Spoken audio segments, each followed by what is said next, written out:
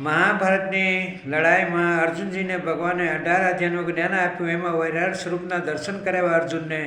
અર્જુન ભગવાનના દર્શન કરીને ખૂબ ખુશ થયા. અને જે રીતે ભગવાને પોતાના આગળના અધ્યાયમાં વર્ણન કર્યું હતું એ રીતે અર્જુને બધું જોયું અને પોતાને પણ અંદર જોયા. અને ભગવાનને પૃથ્વીથી લઈને સ્વર્ગ સુધી ક્યાંય જ્યાં જુઓ ને કૃષ્ણ દેખાય, ચારે ઓર કૃષ્ણ દેખાય, એને બીજું કાંઈ દેખાતું જ નહોતું. અને હજારો હાથ, હજારો મોઢા, હજારો પગ અને હજારો મુખવાળા ભગવાન, હજારો સૂર્યનું તેજ જેવી કીર્તિ, આવું બધું જોઈને અર્જુન ખૂબ ખુશ થયા અને ભગવાનને પગે લાગ્યા અને કહેવા આપણે, હે પ્રભુ, આ તમારું દિવ્ય સ્વરૂપ જોઈને હું બહુ આનંદ પામ્યો છું. જેવું તમે વર્ણન કર્યું એવી રીતે જ છે.